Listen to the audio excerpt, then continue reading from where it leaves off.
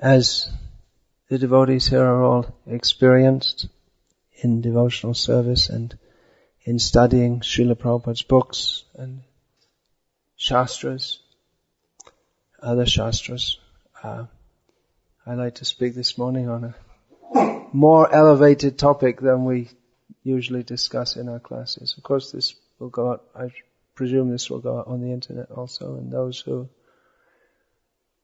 desire, they may listen.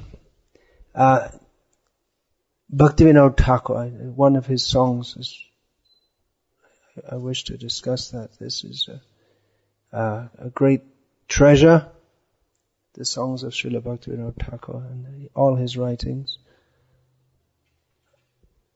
in which he leads us from the stage of, for instance, Amar Jiban Shada Pape Rata Nahika Punya Lesh, in which he describes himself as in his life, it is he's always been attached to sinful activities with not even a trace of any piety. He describes himself as such, although we don't accept his description of himself as such. And then he describes how he's performing devotional service, Shuddha Bhakata Charana, Jedana Grihe Bhajana Deki Grihe Te Goloka Bhai, how he's feeling great happiness in devotional service, in performing devotional service in his home. He sees his home transformed into Golok Vrindavan, as if a sadhak, and he describes the highest, his position as Kamala Manjari. There's one song in which he describes the apparent transition, so I want to discuss that. The apparent transition from material existence to spiritual existence, or attaining the first stages of attaining perfection. What are the first stages? But anyway, his realization of himself and his beginning realization of his position in the spiritual world. And what implications this has for us, and who is he and who are we to even discuss him. But he's made this all available, and he wanted that this be available. After his departure, his songs, which were some had been published in magazines and scattered here and there, and he ordered, after his own departure, shortly after his own departure, he ordered Paramananda Vidyaratna, who was one of the very first followers of Srila Bhaktisiddhanta Saraswati Thakur, and Paramananda was engaged in production of books and magazines, the printing press. So Bhaktivinoda Thakur ordered him in a dream to gather all of Bhaktivinoda's songs and print them and for distribution. So he wanted this to be available, even though it's very intimate. And if the whole personage and the heritage of Srila Bhaktivinoda Thakur is a largely undiscovered treasure, both by the people of Bengal, who have very easy access to his writings, because he wrote mostly in Bengali. At the end of Jaiva Dharma, he wrote, I've written this in Gauriya Bhashai, and the translator has written in Bengali. I've written this in Bengali language, but it's not exactly ordinary Bengali. Spiritual language of the spiritual world. And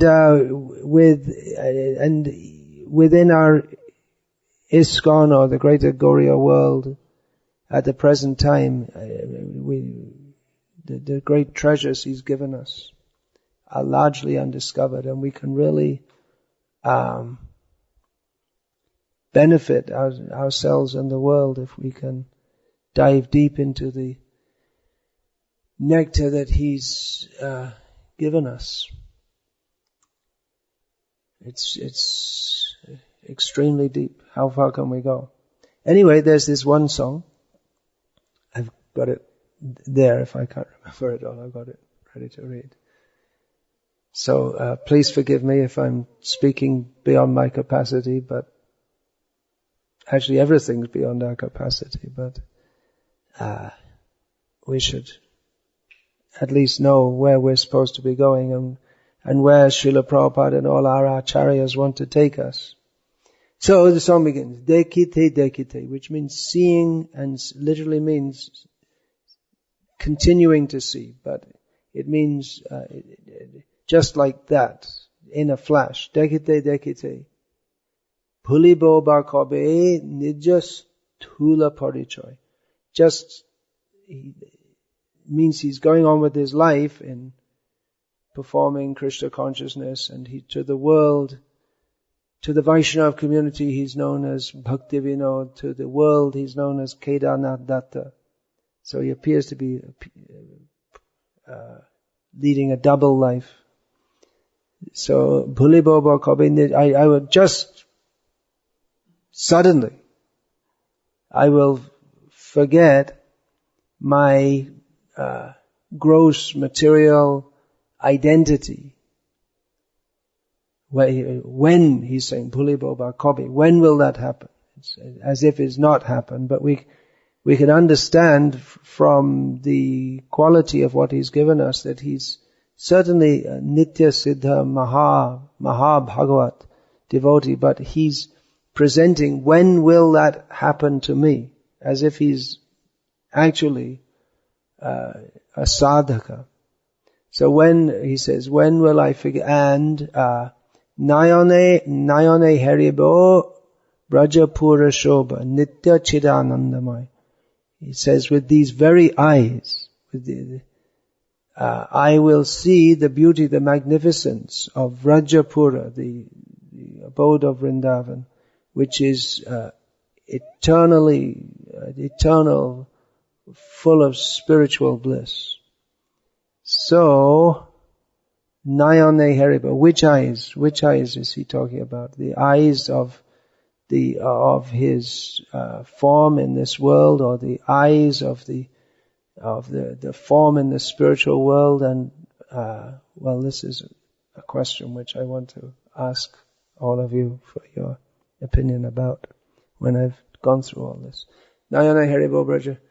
So he's Bhakti. In many of his songs, we find that he's speaking as Bhaktivinoda in this world, but he's describing the spiritual world, or the pastimes of Chaitanya Mahaprabhu. Bhaktivinoda Deke Gora Rashampada.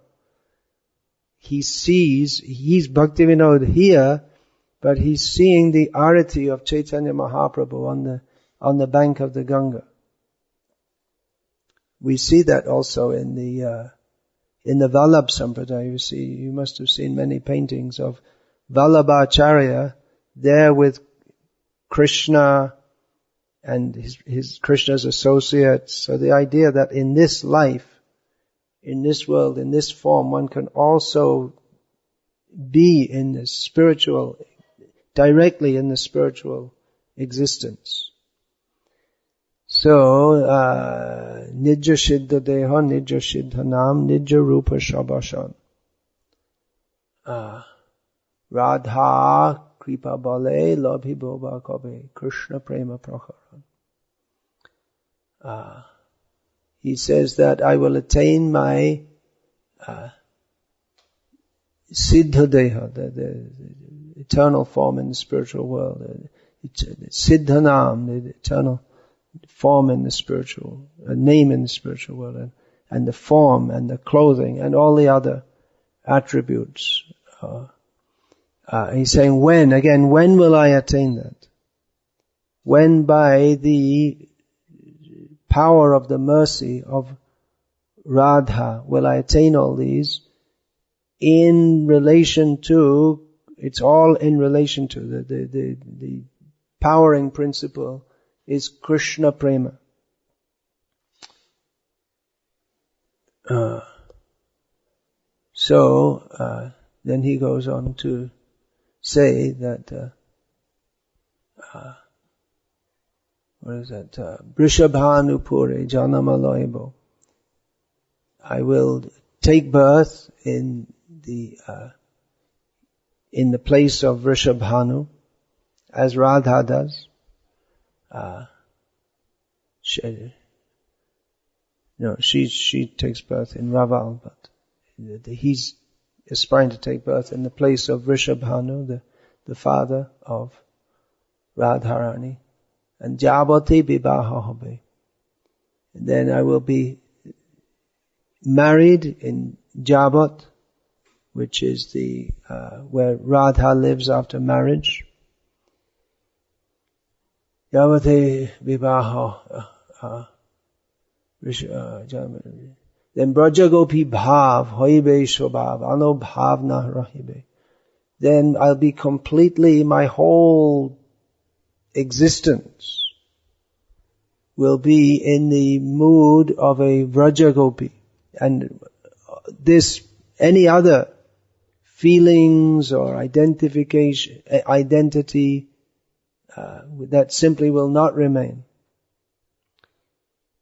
So then he goes on to describe a particular incident.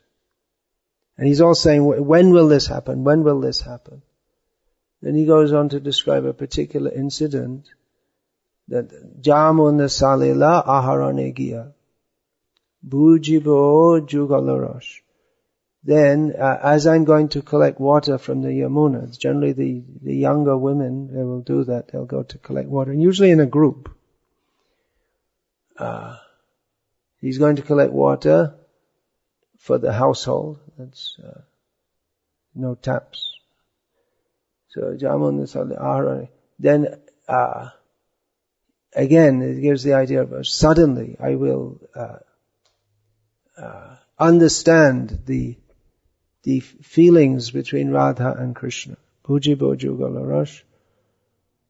Prema mugdha hoye pagalini prai gaibo Radha Josh. Then being bewildered by prem, I'll be just like a madwoman, or almost like a madwoman, and sing the glories of Radharani. So it's a very intimate song, which gives us, Bhaktivinoda Thakur is revealing his heart. Generally, if we reveal our heart, we may find there are not very good things to reveal there. But Bhaktivinoda Thakur, when he reveals his heart is full of Krishna, because he's a devotee. Sadhavo hridayang mahyang sadhunang hridayang toham. Krishna is the heart of the devotees, and the devotee's heart is Krishna. There is nothing else. So, Bhaktivinoda Thakur is revealing his inner heart's longing and what he aspires to. Of course, he's already there. Now, how do we understand all of this? Because he's Nitya Siddha Mahabhagavat. That we should accept.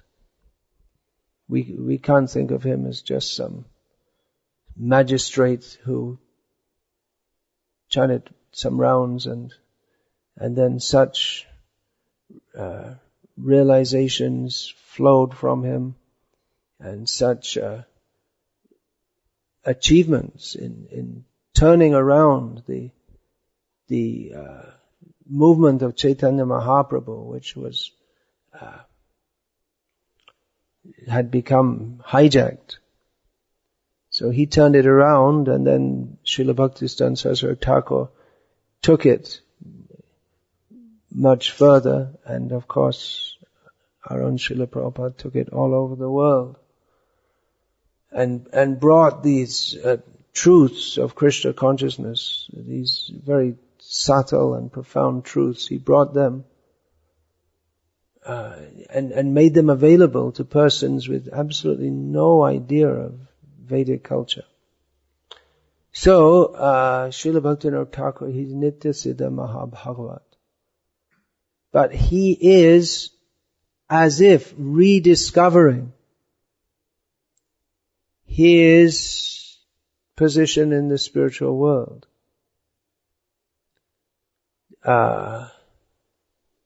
this is he describes in his books the awakening of how by performing Nam Bhajan, and meditating on the Lord and meditating on one's own position in the spiritual world, that actually awakens. There are the different stages he describes, the Swarup Siddhi, Vastu Siddhi, in which one is, Swarup Siddhi, one is aware of one's position in the spiritual world. And in Vastu Siddhi, one actually attains that. It means one leaves this world and goes to the spiritual world. But it appears in the writings of Srila Bhaktivinoda Thakur that he attains this spiritual existence. He's living in the spiritual world, even while in this world. He never, what's going on here? He never came down from the platform of a Mahabhagavat, even though he externally appears to have been actually at one point at the beginning of his life quite a mundane person. But he is fully aware and performing. He never stopped to perform his service in the spiritual world. So that was just one thought I had, which maybe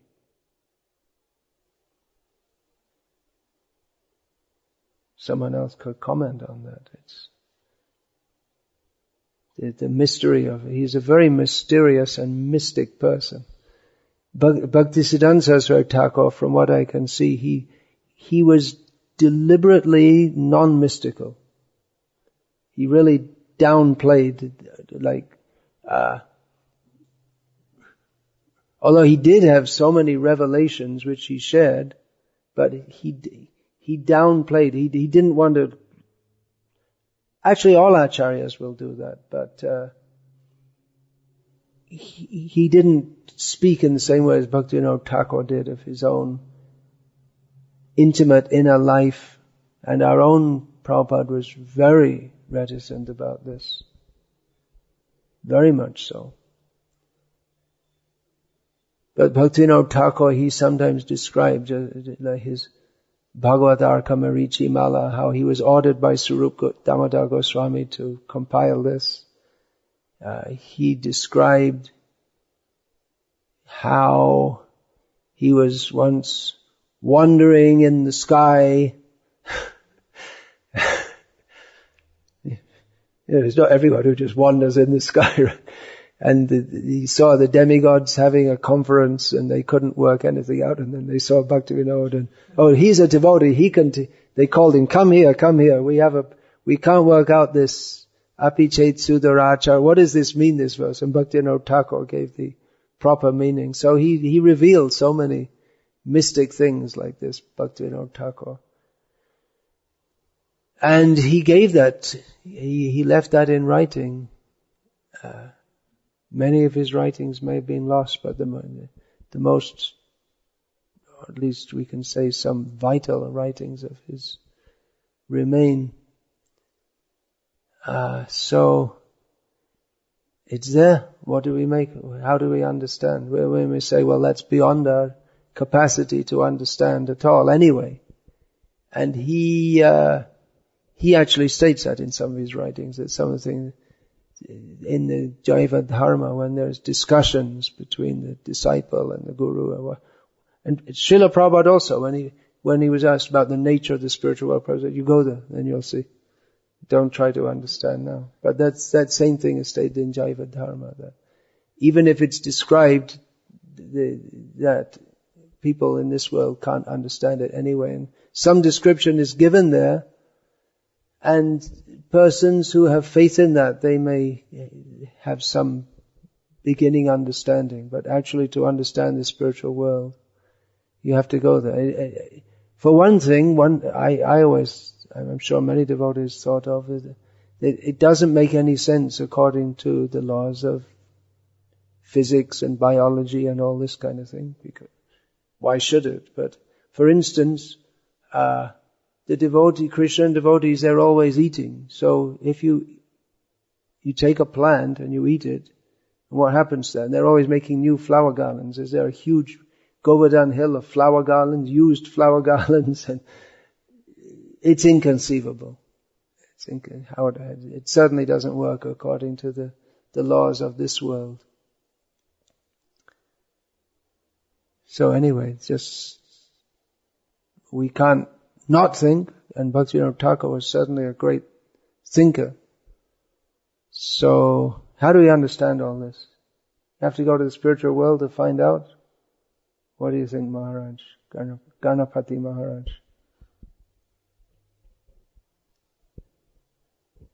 Any thoughts about that? If you're Nitya Siddha, and then do you again and again, if you come to this world, you may again and again go through the stage of apparently rediscovering yourself. It appears that Bhaktivinoda Thakur is rediscovering himself. Why do you say again and again? Well, that's why do I say again and again? On the presumption that he comes to this world again and again. Or to a different universes again and again. Why do I think like that? Because his contribution is so important. I think that's about Srila Prabhupada also, that it's not just a one-off thing. That it's not just once but I see Srila Prabhupada's compassion for the fallen soul so great that I wouldn't think he just comes to one. This is speculation, you may say. But although Hansadutta always used to quote that Prabhupada said that the spiritual master comes again and again to the mature world and his intimate associates come with him. He often used to quote that Prabhupada had said that. So is it just like, he comes one time and then it's all over and finished? Or is this Prabhupada's eternal pastime to deliver the fallen jivas? Or are we going too far out beyond our eligibility to even think about such things?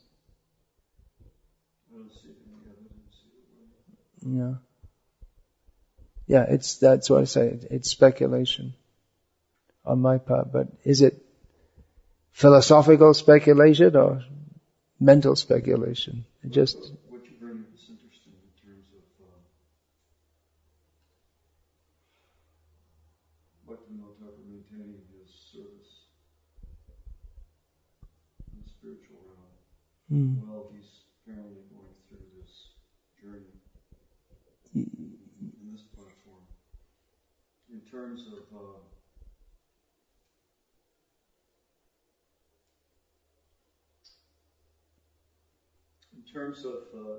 well, it's actually a very vital point in terms of,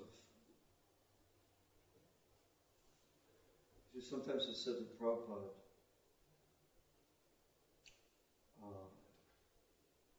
we shouldn't expect that he is going to be doing the work for us at the present time.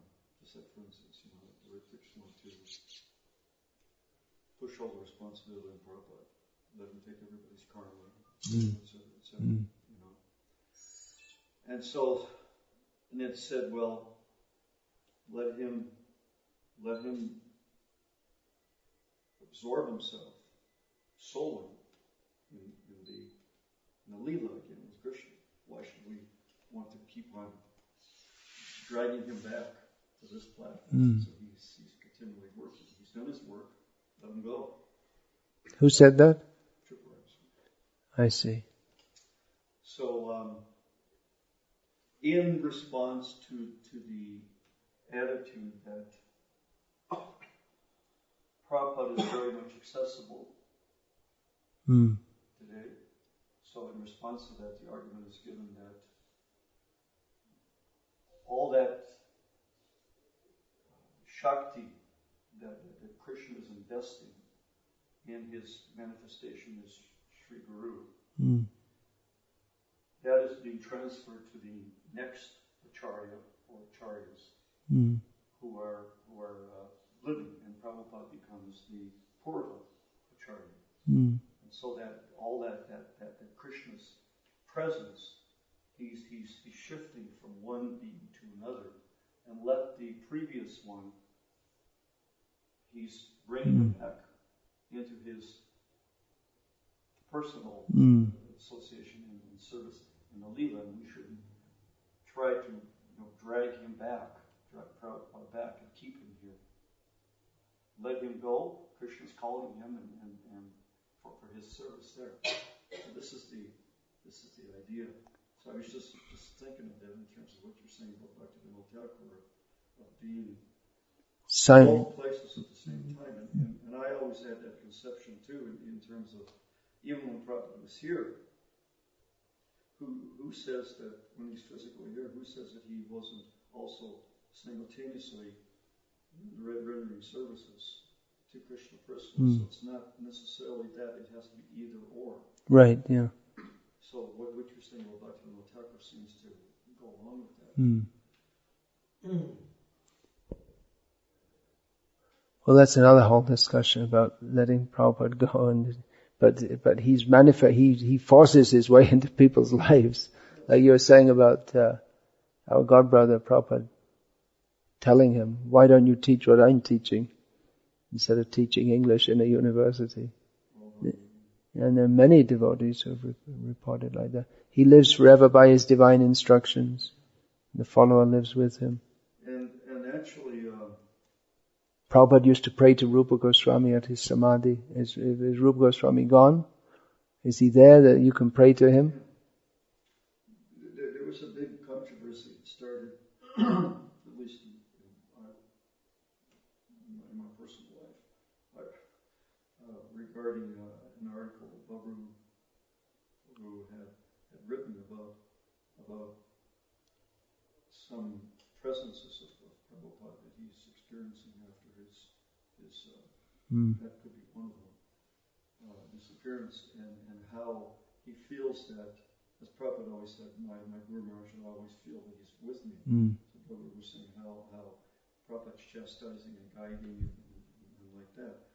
And so I brought up the point, well, why does that, if such a powerful personality like Prabhupada could be guiding his initiated disciples after his disappearance, how can we say that he could not be also active in the affairs of others who may he... We sing every day. Nikunja yuno rati kali siddhya ya libhya yuktira pekshaniya tatrati daksha dati vallabhasya vande garoshi charanarvinda, which Prabhupada said applies to, he said not to all gurus, but those who are in that madhurya ras, that he's very expert in assisting the gopis who are making arrangements for Krishna's pleasure pastime, for the pleasure pastimes of Radha and Krishna. So we sing it every day. Or the verse before that is Shri Radhikama Pratikshana Svadana Lolupasya. Like he's very greedy to relish the pastimes of Radha and Krishna. But in the next verse says he's not only greedy to relish like something you don't have, but he's right there assisting them, the gopis in the activities of Radha and Krishna. We sing it every day. In Gaudiya Math, other Gaudiya Math sadhana, do they? Yeah, they're supposed to sing it every day before Mangalarti, at least at the Yoga period, and that was the standard from the time of Bhaktisiddhanta Saraswati. They sing it before Mangalarti. It's not a Mangalarti song. Prabhupada made it, put it into the Mangalarti. Yes, so when would they sing it then? Before Mangalarti. As a group? Yeah. It's a Brahma Muhurta song. It's specifically meant to be sung in the Brahma Muhurta. I wasn't aware that they were singing it as a group like that. In Gauriya Math it's sung. It's a great benediction of Vishwanath Chakravarti that anyone who sings this in the Brahma Muhurta They, what is that? Srimad Gaurvashtakame Taduchai Brahma Muhurte Patati Prayatnat Saeva. What is it? I can't remember.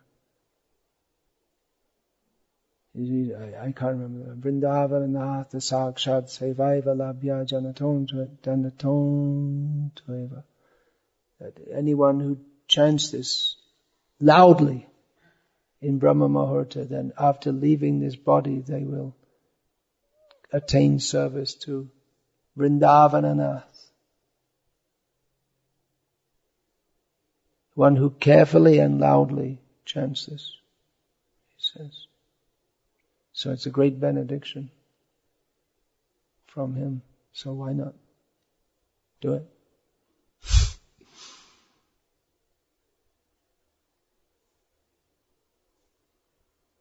So, Hare Krishna. We got the whole spiritual world wrapped up in half an hour. Hare Krishna. Not wrapped up. Opened up.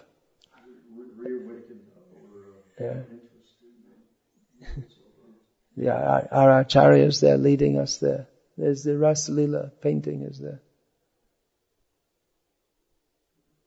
Yeah, these great acharyas we should understand. They're described like that. Nikunja, they're right there in the Leela.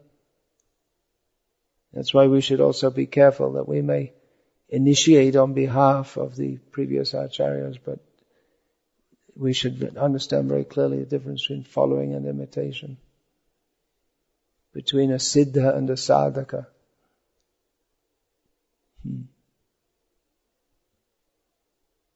You were going to say something?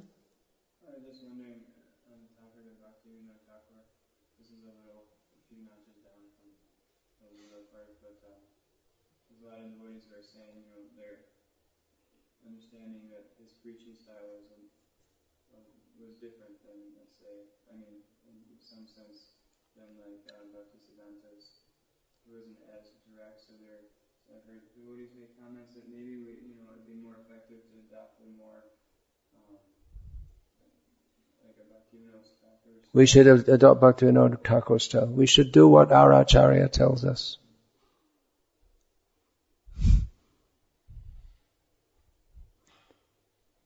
We can't understand Bhaktivinoda without, or any of the previous acharyas without Prabhupada, who is the founder acharya of the International Society for Krishna Consciousness, who set the tone and standard for ISKCON for all time to come. Of course, within Prabhupada's instructions, there's lot of latitude, this way, that way. There is also that for preaching in different ways. He tells us to preach according to realization, according to time, place, and circumstance, and so that's all there. But his own instruction and his own example that he said was to bring Krishna consciousness straightforwardly, powerfully, without any compromise. That was the general tone. And actually, Bhaktivinoda Thakur, I really have to write a book because he's most misunderstood and most misquoted and most misused, as already among his own followers that had happened, even in his own lifetime in his own manifest presence. Yeah. We hear Prabhupada said, the more you kick, maybe it was for scientist followers. Yeah. The more you kick out Darwin, the more you make advancement in spiritual life. It's a quote from Prabhupada. Yeah. Just to revisit that point you made about, so the first is we have heard that the spiritual master keeps coming back again and again to help future generations of devotees. The spiritual master comes back again and again, yeah. That's one thing you mentioned. And the other thing you said is about... Well, I didn't mention it just now, but We have heard such things, yeah. The other thing was that you said, so are we to understand that these acharyas, even though the Nitya Leela and Nitya Siddhas, they have their own Nitya Leela going on? It's not their own Nitya Leela, but they're servants in Krishna's Nitya Leela. We should be careful what we say. Otherwise our own understanding and that of others may not be correct. So you mentioned something about rediscovering themselves, re-understanding. So what are we doing? Yeah, well, I was putting that out for you all to, especially for Maharaj, to comment on. It seems like that but the bliss of rediscovering Krishna. What a bliss after being separated from Krishna. Anadi karamafale paribhavarana vajale toribare nedeki upai. After being in this material world since time immemorial without any way out, as Bhaktivinoda Thakur states himself to be like that, or feels himself to be like that, and then discovering Krishna is a great bliss. Certainly makes sense since we hear about how there's a dynamic even in Golok of flowing between right. The flow between separation and meeting. And that this can also play out in in Golok Vrindavan then. Krishna never leaves, but so they're continually Krishna goes away. Yeah, Krishna goes away and they lost Krishna. And then he comes and then he's born again. And it's so it goes through a whole cycle again and again and again of separation and meeting, and then they forget that they were ever separated, and there's no time actually also. That's another factor. And even when they're meeting, Radha is feeling about the separation. The anxiety of separation, yeah. And the remembrances of it. So, yeah, what can we say? It's inconceivable. But still, our acharyas have given some insights into that.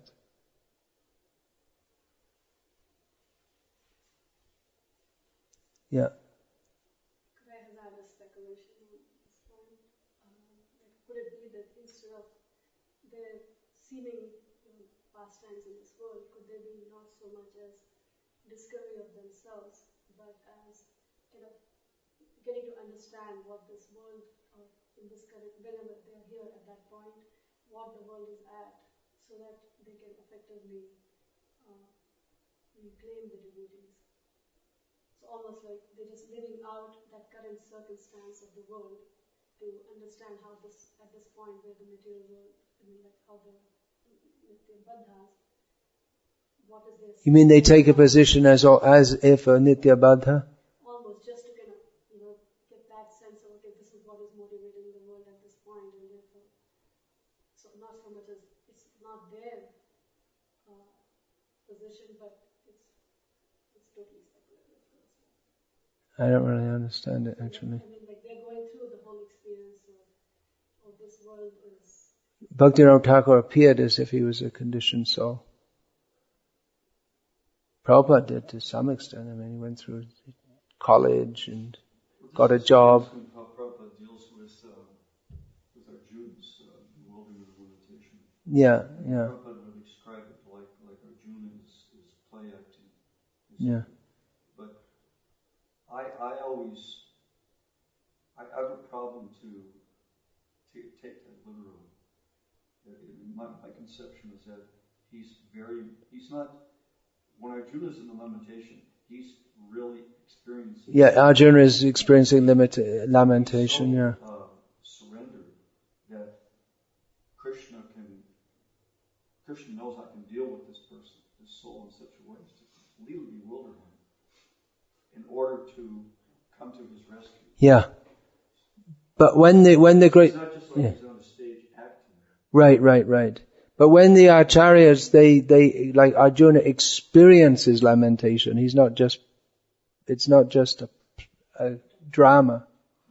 But that experience also is not exactly the same as that of a conditioned soul, because it's impelled by Krishna's internal potency. So therefore, he's not really in Maya as such, although he has completely the experience of being in Maya. And therefore, it's the experience of the emotional ecstasy. And then when externally, it may seem like it's very painful and mundane. But internally, it's what's that verse? Bhavo Samsisi, that it appears to be, that prema appears to be from the outside, like it's poison. But internally, its experience is nectar. Yeah. And there's another factor also that Vishnacharya Thakur describes about Krishna, is that in his Vrindavan Leela, he simultaneously knows that he's the Supreme Personality of Godhead and is unaware of it. Where's this from? That's in one of Vishwanath's statements somewhere, I believe. Yeah. So how is that possible? It's inconceivable. Here's, unfortunately, I didn't have Gopal Chandra with me, but I did a little note from it, which is very relevant to this discussion. And I wish I did to actually get the whole context. But let's see what we can make from it.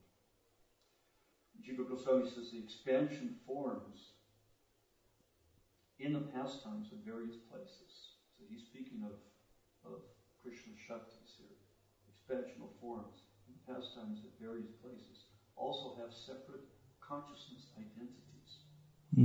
Taking on a particular form and heart, everything is never revealed about all places, since they absorb in the rasa of a particular pastime. So he's especially referring to the Brajavasis, here where they may be having forms and pastimes at various places at one time, and they're not fully aware, accessible to the consciousness of them in another place, because there'll be conflicting rasas. Well, the most devotees in Vrindavan they're also in Gaur Leela. And in Gaur Leela, they're aspiring to attain to Raja Leela, although they're already there. But it's that mood of aspiring and desiring, like Chaitanya Mahaprabhu. Just like Chaitanya Mahaprabhu desires Radha is desiring to attain Krishna. So the associates of Chaitanya Mahaprabhu, they're also desiring to attain the position where they can assist Radha or whatever their role is. They're there, but they're in the mood of wanting to attain that. And then sometimes they have like flashes of just being there also. So it's very... So we're talking about three levels. We're talking about apparently conditioned Nara Leela here, and Gaura Leela, and Krishna Leela, Bhaktivinoda Thakur. Well, with Bhaktivinoda Thakur, well, that's part. He's in Gaura Leela, isn't it? I mean, right in his appearance, up to 1913, 1914. So he's... But I mean in a different sense, also in an eternal sense. Yeah. Or in the spiritual Navadvipa. He's eternally existent there, yeah. So, many different levels, and Jiva Goswami is making this argument that as Krishna can expand in many different ways, so Jiva can also be empowered to do that. Right. The Jiva. One example is given of how the associates of Krishna expand along with his pastimes, is that when Krishna married 16,100 queens, they all had to be married at the auspicious time. So Krishna expanded himself, But to get married, you have to have your father and mother and all your friends present. So they all expanded. They were all expanded also, and they were all in each form. They were unaware that they were in all the other forms also, while they were blessing Krishna and all this. So inconceivable to our tiny little minds. I'm going to finish there because. So does that? It seems from this synergy that you just so it seems to me that could we understand that Bhaktivinoda Thakur is in a similar position that he's enjoying the pastime of rediscovering. Well, that's what I was the Korelila you mentioned. Speculating. The Korelila, how they're all eternal associates, but they're still coming. They're all already Vrajvasis. They're already Vrajvasis, but they're rediscovering it. Yeah, and they're performing Sankirtan and simultaneously relishing the pastimes of Vrindavan and longing to enter them. Every time Krishna's going to the pastures and he's coming back, it's like Nanda on your shoulder. Right, every day Krishna comes back, and every day from the pasturing grounds, every day Nanda and Yashoda feel, yeah, it's always fresh, it's always new. That now, he's been away forever practically. Now he's come again. So it's always fresh bliss. Hare Krishna.